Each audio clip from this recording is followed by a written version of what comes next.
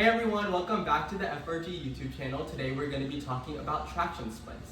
So traction splint is a skill that you're going to be using for a closed midline femur fracture. So a closed midline femur fracture is going to be in this area over here, and basically it's when there's a fracture in the midline of your femur, and what happens is the bones kind of overlap. So today we're going to be talking about it. Yeah, and when you're using this skill, there are a few contraindications that you should be aware of when not to use the traction splint. So that's going to include if there is an unstable pelvis, if there are any other major injuries to that leg with the closed midline femur fracture. And so major injuries can include if there are other breaks on that leg, such as a tibia or fibia break, an ankle break, if there's large lacerations, or if there's any major burns, which remember are second and third degree burns on that leg.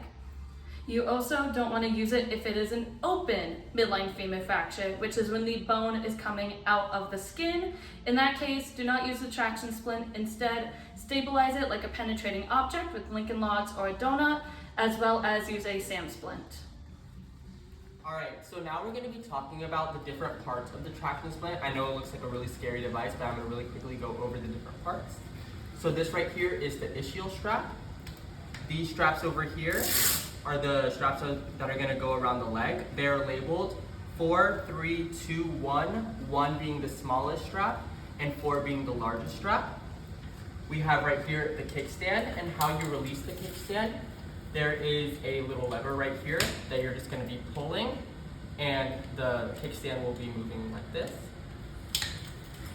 We have right here the ankle strap, and how you release the ankle strap is there is a lever right here that you're just going to pull, and you can just pull out the ankle strap.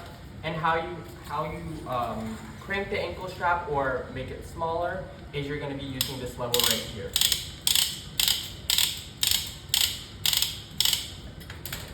And that is the different parts of the traction splint.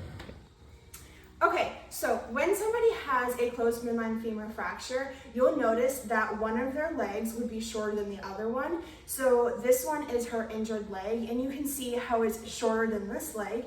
And that's because what happens is when someone has a closed midline femur fracture, while your femur normally looks like this, it kind of goes like this. So it's not quite protruding out of the skin yet. However, you would notice kind of a lump on their thigh because that bone is kind of overlapping the other one.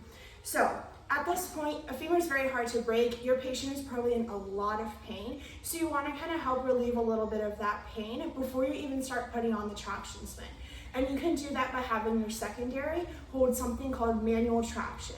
So when you hold manual traction, you will come over to the injured leg, and you just kind of want to place one hand here and another hand on the bottom, and you are going to pull.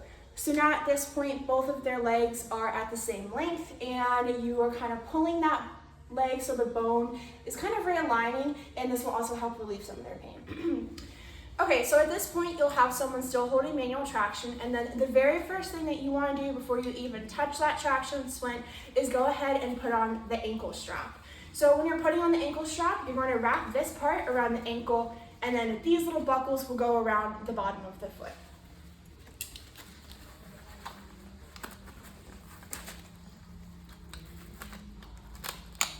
Okay, so now you have that strap here, and then you have this buckle around here, and you want to make sure that this little piece is on the very bottom. Next, you're going to go ahead and pick up your traction splint. And this, at the very, very top, is your ischial strap. These are your 4 straps. So this will go at the very top. And make sure that kickstand is down. And now you're going to measure this traction splint to the uninjured leg. Remember we mentioned before how that injured leg is shorter than the actual size of her leg. So you want to make sure that you're measuring it to the uninjured leg so that when you go ahead and put this traction splint on the injured side, it'll be at the right length. So you kind of want to line it up by their hip area.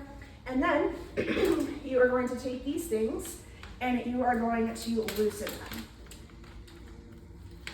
so that you can pull this out. And then you kind of want to pull it out like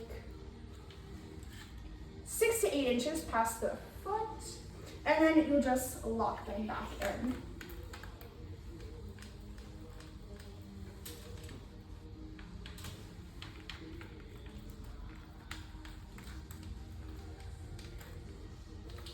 Now we're going to move to the other side of the patient. Remember that you never ever want to bring any type of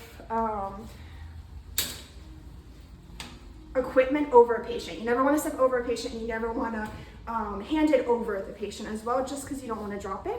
So we're going to go ahead and put this kickstand down once again. And then we're going to line it up. And we're also going to go ahead and start adjusting these straps. So when you go ahead and once you've put it on, you will want 2 straps on the thigh and 2 straps beneath the knee. So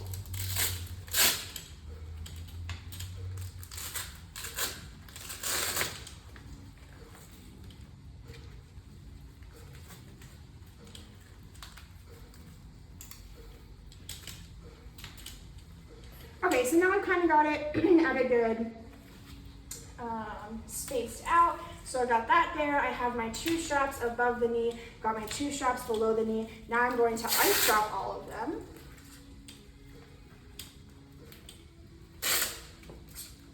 And remember, at this point, someone is still holding your manual traction.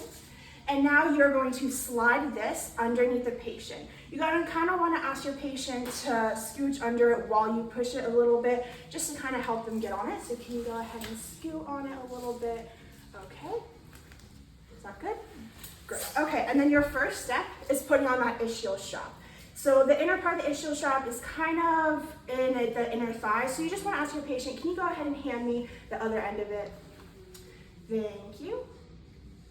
And then you will go ahead and do this. And remember, this is your ischial strap because on your pelvis you have a bone called the ischium. And then your next step is coming down here. Remember, this will release your ankle strap, so you want to do that. And remember, for that ankle strap, we said to put that little part on the bottom. You are now going to hook it in, and you can pull up the kickstand. And now you are going to tighten it until your patient stops screaming in pain or both of their legs are the same size. Okay, both of the legs are the same size. Now your very, very last step, you're just going to go ahead and adjust these straps and strap them. Okay, so this one has to be moved back up. So you got the bottom one, next one, and there we go. And remember to always check PMS before and after any type of splinting or bandaging. And just to reiterate how to do it, I can go ahead and show it one more time. So you check the pulse, if they're present. Can you move down on my hands? Can you push up on my hands?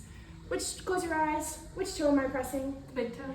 Awesome. And that is how you do a traction splint.